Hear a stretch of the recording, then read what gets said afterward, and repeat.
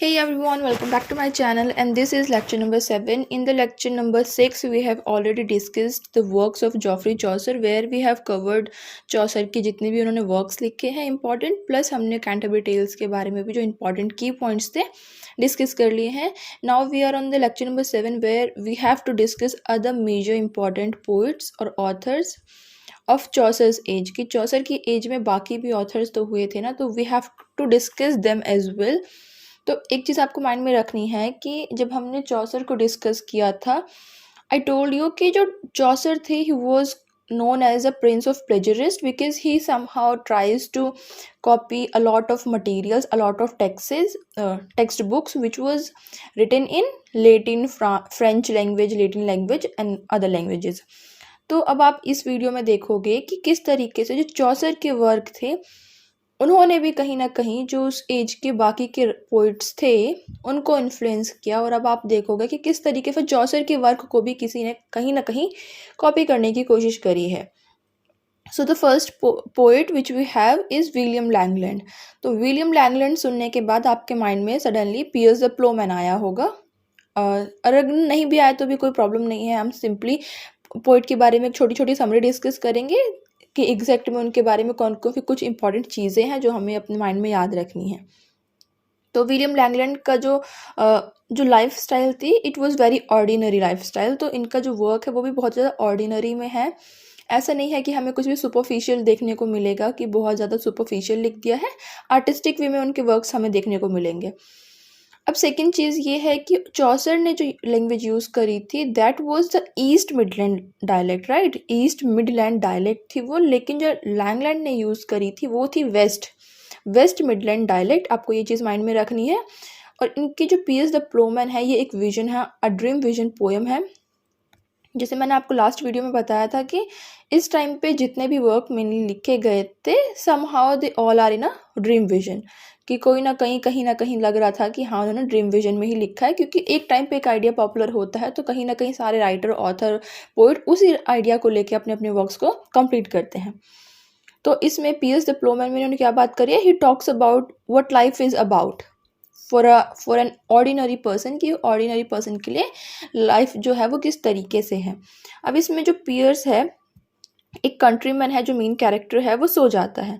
अब वो जब सो जाता है, एक हिल पे सो जाता है, उसके बाद वो एक ड्रीम देखता है. और ड्रीम में वो क्या देखता है कि एक मेलबर्न हिल है, MELVERN, मेलबर्न हिल है, एक फोर्ट्रेस है और एक टावर है, और दोनों के बीच में एक हेल का एरिया है. तो वो उस चीज़ को देखता है और देखता है कि इन दोनों टावर्स के बीच में, टावर और जो फोर्ट्रेस है उसके बीच में क्या है, एक जहाँ पे एक एरिया है जहाँ पे बहुत ज़्यादा लोग जो हैं वो रहते हैं. और ये लोग क्या हैं, ये वहाँ के सिटीजन्स हैं. अब इस वर्क में जो पियर्स द प्लोमैन है, जो राइटर हैं, उन्होंने क्या दिखाने की कोशिश करी है, ही सेटराइज क्लर्जी मैन और चर्च. और हम कह सकते हैं कि उन्होंने सेकुलर जो अथॉरिटी होती है, जैसे कि बोला गया था कि उस टाइम पे Catholic church were the main authority. तो उन्होंने कहीं ना कहीं चर्च को, क्लर्जी को, सेकुलर अथॉरिटी को कहीं ना कहीं सेटराइज किया है, क्रिटिसाइज किया है. क्यों किया है, बिकॉज ऑफ द करप्शन. जो उस टाइम पे करप्शन हो रहा था, मिजरी हो रही थी, सफरिंग थी लोगों की, और जो क्लर्जी मैन थे, जो चर्च के लोग थे, वो कहीं ना कहीं पावरफुल हो रहे थे. जो मनाक था वो पावरफुल हो रहा था. तो ये वर्क क्या है, ये एक एलिगोरिकल वर्क है. एलिगोरिकल वर्क क्यों है, क्योंकि जिसमें पर्सन है जो सो जाता है उसका नाम क्या है, विल है तो वो एक प्लोमैन ही, लेकिन वो क्या है, उसका नाम विल है. अब विल का मतलब क्या हो सकता है, विल का मतलब होता है एक पर्सन की जो विल होती है, फिर डिज़ायर होती है. तो एलिगोरिकल वर्क में यही होता है कि जो पर्सन होता है मेनली, उसका नाम अलग, उसका नाम ऐसा नाम होता है जो कि कहीं ना कहीं किसी और चीज़ को सिंबलाइज करे. जैसे कि अगर आपने पढ़ी है कोई और वर्क, फेरी क्वीन पढ़ी है, तो उसमें आपने देखा है कि जो वो वर्ड्स हैं वो कहीं ना कहीं कुछ और सिंबलाइज करते हैं. या फिर आपने पिलग्रिम्स प्रोग्रेस अगर पढ़ी है, तो उसमें आपने देखा है कि जो पर्सन की नेम है, जैसे गुडविल है या फिर क्रॉस है या फिर कुछ भी ऐसा नाम, इविल है, तो फिर वो चीज़ें कहीं ना कहीं किसी और चीज़ को सिंबलाइज कर रही हैं. तो वो होता है एलिगोरिकल वर्क. तो इसमें जो विल है वो सो जाता है, वो देखता है कि उसकी नींद खुली है, वो कहाँ पे देख रहा है, लोग वहाँ पे कैसे कैसे. वो किंग को इस वर्क में एज अ कैट रिप्रेजेंट कर रहा है, और जो लोग हैं वहाँ के उन्हें रोडेंट की तरह दिखा रहा है. कि जो उसकी जो प्रजा है, जो राजा की जो प्रजा है, वो चूहों की तरह है, और वो चाहती है कि वो किंग के गले में एक बेल टांग दे. ऐसे इसमें दिखा कर, और पूरे में इसमें सेटराइज कर रखा है. जितने भी कैरेक्टर्स हैं उन सभी का नाम एलिगोरिकल है। इसमें 3 मेन कैरेक्टर्स हैं, जैसे कि डुअल है। डुअल मैंने यहाँ पे लिख दिया। डुअल का मतलब है कॉन्शियस जो होता है, माइंड का जो कॉन्शियसनेस होता है। डूबेट है मतलब कि डू बेटर और ग्रेस भी बोल सकते हैं। और थर्ड है डू बेस्ट, मतलब कि जो हमारी चैरिटी होती है। ये तीन इसमें एलिगोरिकल कैरेक्टर जो है वो मेन है। अब इसके बाद बात आती है जॉन मैंडविल की। तो जॉन मैंडविल का एक वर्क है जो इन्होंने पब्लिश किया था, the travels of sir John Mandeville. ये इंग्लिश में पब्लिश हुई थी। अब एक चीज़ आपको ये नोट करनी है कि ये नहीं पता है किसी को कि जो जॉन मैंडविल था ये एग्जैक्टली में कोई पर्सन था या नहीं था। हो सकता है कि जॉन मैंडविल ना रहा हो, उसकी जगह पर किसी ने एक वर्क पब्लिश किया हो, क्योंकि किसी को नहीं पता जॉन मैंडविल के बारे में कि वो कैसे थे कैसे नहीं थे, उनकी लाइफस्टाइल क्या थी। बोला जाता है कि he set out on a journey in 1322, कि वो एक जर्नी पर जाते हैं और वहाँ पे वो पूरा जो कंट्री होती है, यूरोप होता है, उसे एक्सप्लोर करते हैं। और उसके बाद अपना एक वर्क लिखते हैं जो कि मैंने आपको बताया, the travels of sir Mandeville. ये इन्होंने इंग्लिश में लिखी थी। लेकिन अब प्रॉब्लम ये है कि ये बिलीव किया जाता है कि सर मैंडविल नाम का कोई पर्सन ही एग्जिस्ट नहीं करता था। पहले नहीं था, लेकिन अब हाँ यही माना जाता है कि इस नाम का कोई पर्सन एग्जिस्ट नहीं करता था। और ये सपोज किया जाता है कि ये जो वर्क लिखा गया, the travels of the sir John Mandeville, ये कहीं ना कहीं इंग्लिश ट्रांसलेशन है एक फ्रेंच राइटर था उसके वर्क का, जो कि जिसका नाम, फ्रेंच राइटर का नाम था जॉन दे बोर्गिन। तो उसका एक वर्क था, उसका ट्रांसलेशन है। तो हमें नहीं पता ये पर्सन था या नहीं था। एनीवेज, तो ये जो वर्क था इसने बहुत सारे व्यूअर्स जो होते हैं उनको इन्फ्लुएंस किया, और इसकी वजह से जो क्रिस्टोफर मार्लो है वो भी बहुत ज़्यादा इन्फ्लुएंस हुए थे इस वर्क की वजह से, और फिर वो निकल गए थे। उन्होंने फिर किस तरीके से अदर कंट्रीज़ को ढूंढा था। मार्को पोलो जो है वो भी इनसे बहुत ज़्यादा इन्फ्लुएंस हुए थे इनकी वर्क से। Now we have the other writer which other poet John Wycliffe. अब जॉन विक्लिफ बहुत इंपॉर्टेंट है, आप इस पर एक अच्छा सा बड़ा सा स्टार मार्क कर लीजिए। Why he is important? Because he was known as a morning star of reformation. जहाँ एक तरफ बात हुई थी कि जो चौसर हैं he is known as the morning star of renaissance, क्योंकि रेनेसा में क्या था कि आप क्लासिकल टेक्स्ट का रिवाइवल हो रहा था। लेकिन रिफॉर्मेशन में क्या बात हो रही है, जॉन विक्लिफ को एज अ मॉर्निंग स्टार बोला जाता है। ये एक प्रीस्ट थे और he was against the corruption and the heresy of Catholic church. जैसे कि मैंने आपको बताया कि उस टाइम पे जब क्रूसेड्स हो गया था एंग्लो नॉर्मन के टाइम पे, तो क्रूसेड्स के बाद क्या हुआ, लोगों ने कहीं ना कहीं इस चीज़ को देखना स्टार्ट कर दिया कि जो चर्चेज हैं, जो क्लर्जी मैन हैं, दे आर ऑल करप्ट। तो जब लोगों ने इस चीज़ को माइंड में देखना स्टार्ट कर दिया, माइंड सेट उनका बदलने लग गया कि ये सब जो भी लोग हैं सब करप्ट हैं, तो क्या हुआ कि लोगों ने कहीं ना कहीं कैथोलिक जो बिलीव्स थे उनको भी इनकार करना स्टार्ट कर दिया, उन पर भी क्वेश्चन उठाना स्टार्ट कर दिया। लास्ट में जब हमने बात करी थी 3 मेजर इवेंट्स की, जो हिस्टोरिकल इवेंट्स हुए थे एज ऑफ चौसर में, उसमें हमने बात करी थी कि उस टाइम पे प्लेग आया था। तो प्लेग ने क्या किया, प्लेग ने भी एक तरीके से कहीं ना कहीं क्वेश्चनिंग का काम किया कि लोगों ने कहा कि अगर जो कैथोलिक चर्च है they are not able to save our people, तो हम उस चीज़ पे क्यों अंधों की तरह विश्वास करें, आंख बंद करके विश्वास करते जाएं। तो इससे क्या हुआ कि कहीं ना कहीं लोग जो थे वो कैथोलिक चर्च के अगेंस्ट में खड़े होने लग गए, उन्हें करप्शन दिखाई देने लग गया।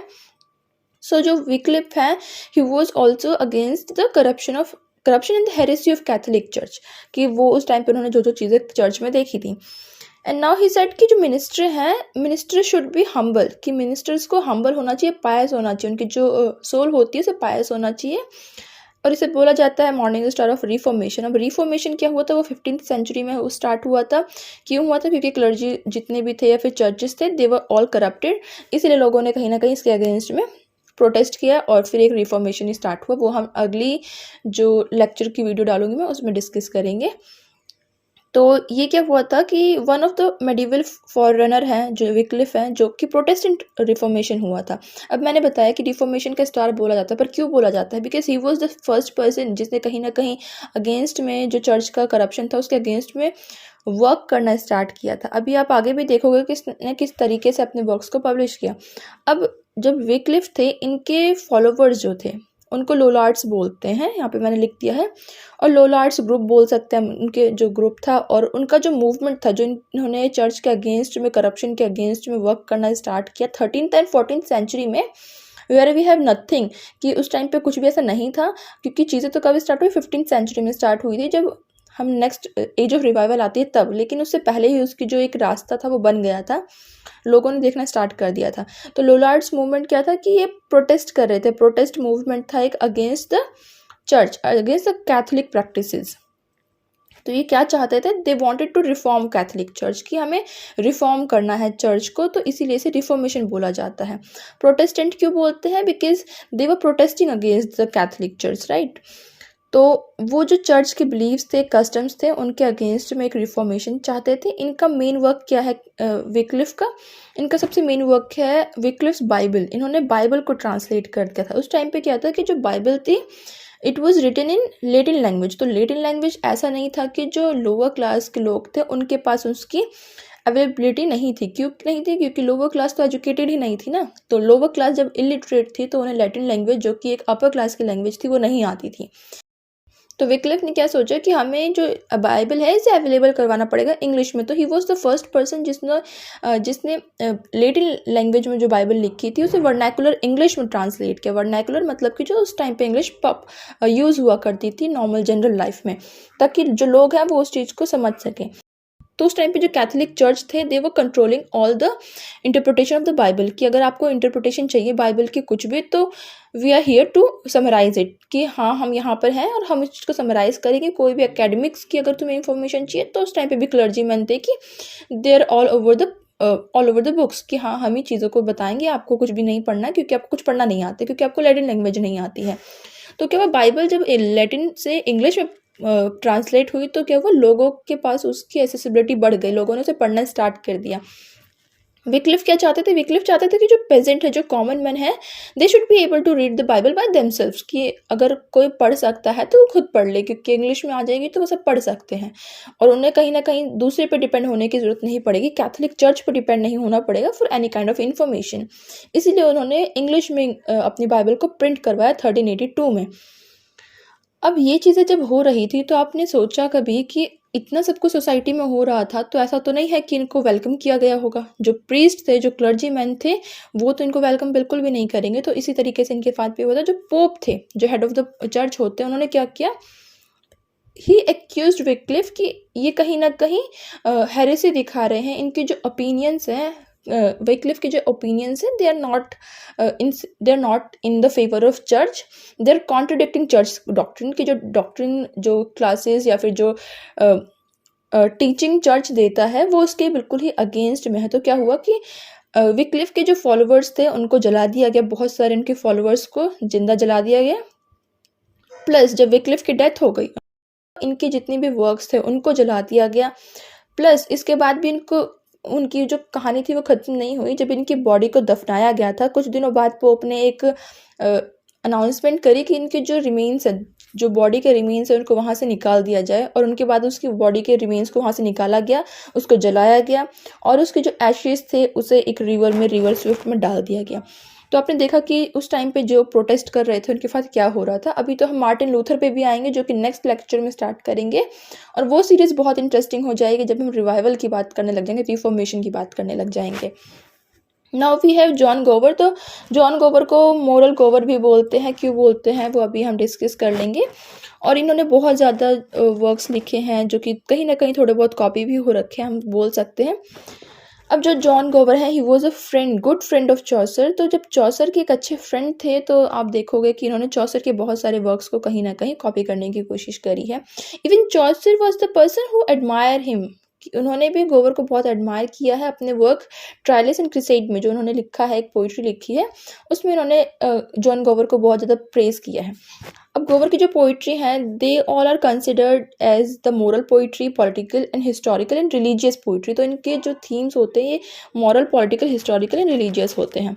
इन्होंने अपने वर्क्स को 3 लैंग्वेजेस में लिखा है, फ्रेंच में भी लिखा है, लैटिन में एंड इंग्लिश में भी। So the first famous work which you have in French language is Mirror de Lyon. Mirror de Lyon, क्योंकि आपके प्रोनाउंसिएशन से पता चल रहा है, it is written in French. इसको इंग्लिश में जब हम ट्रांसलेट करते हैं तो इसका मतलब हो जाता है मिरर ऑफ मैन, कि लोगों को दिखाने वाला एक आईना। तो इसमें आप वैसे ही समझ लीजिए कि इसमें क्या क्या हो सकता है। इसमें उन्होंने कमेंट करा मैरिड लाइफ के ऊपर, plus the fall of man, his voice is and the virtues, और एक इफेक्ट दिखा रखा है कि सिन करने से वर्ल्ड के ऊपर कौन कौन से इफेक्ट होते हैं। सेकेंड वर्क है विच इज़ इन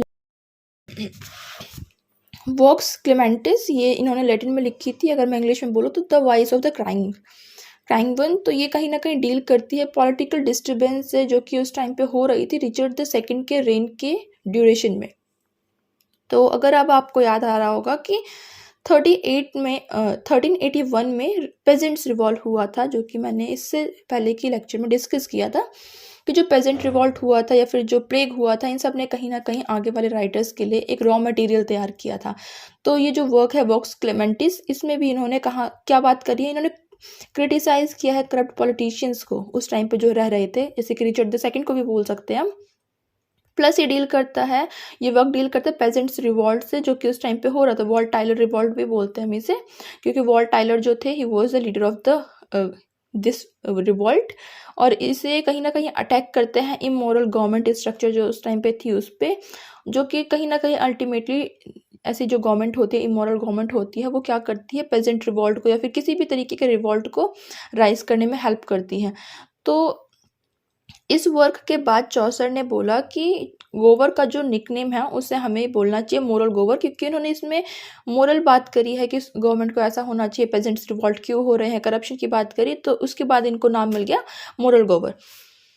अब इनका थर्ड वर्क जो है कन्फेसियो एमेंटिस, ये इंग्लिश में लिखा गया था। इसका मतलब होता है लवर्स कन्फेशन, मतलब कि एक लवर का कन्फेशन।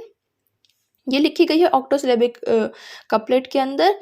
ये लिखी गई थी रिचर्ड द सेकंड की रिक्वेस्ट पे। अब आप देखिए कि इससे पहले का जो वर्क था उसमें इन्होंने रिचर्ड द सेकंड के रेन को क्रिटिसाइज किया है, वेयर जो पेजेंट रिवॉल्ट था वो हुआ था। और कन्फेसियो मेंटिस इन्होंने रिचर्ड द सेकंड के रिक्वेस्ट पर ही लिख दिया, वेर ही सेड कि हमारे पास इंग्लिश में कुछ ऐसा मटेरियल नहीं है, एक अच्छा लिटरेचर नहीं है, तो you have to write something in English language as well. तो कन्फेसियो मेंटिस लिखी गई थी। कन्फेसियो मेंटिस में एक प्रोलॉग है, 8 बुक्स में डिवाइड है, और जो प्लॉट है उसमें क्या है, एक ओल्ड मैन है, वो एक कन्फेशन कर रहा है अपने प्यार का किससे कर रहा है, लव लाइफ को वेनिस से। और इसका जो सोर्स मटेरियल है, इसमें जो स्टोरीज हैं, अलग अलग स्टोरीज चलेंगी कन्फेसियो मेंटिस में, तो उसमें से एक स्टोरी जो है वो सोर्स मटेरियल का काम करती है शेक्सपियर के लिए, जो कि आने वाले टाइम पीरियड में आएंगे और उनकी एक स्टोरी को बेस करके रॉ मटेरियल लेके अपनी एक स्टोरी लिखेंगे जिसका नाम है पेरिक्लिस। तो नेक्स्ट है वो है थॉमस हॉकलिफ। थॉमस हॉकलिफ के बारे में क्या है कि इनके बारे में ज़्यादा कुछ पढ़ने की जरूरत नहीं है, because he was not an important person. But इनका जो एक वर्क है the regiment of princess which was published in 1411, तो ये फेमस है, जो कि इन्होंने बहुत फेमस बना देता है। ये क्यों लिखी गई थी, ये हेनरी द फिफ्थ जो इंग्लैंड के थे उनकी रिक्वेस्ट पे लिखी गई थी। इसमें उन्होंने मेनली क्या डिस्कस किया, वर्चूज एंड वाइसेस को डिस्कस किया एक पर्सन की। अब बात आती है जॉन लिडगेट की। जॉन लिडगेट के ऊपर आपको स्टार मार्क कर लेना है। क्यों कर लेना है, क्योंकि आपको याद है जब हमने चौसर को डिस्कस किया था, वहाँ पर हमने डिस्कस किया था कि लिडगेट ने चौसर को पॉजिटिव वे में प्रेज किया है, जहाँ पे मैंने बोला था कि चौसर के ऊपर जितनी भी कमेंट्रीज थी उसकी मैंने एक स्लाइड बना रखी थी स्पेशली।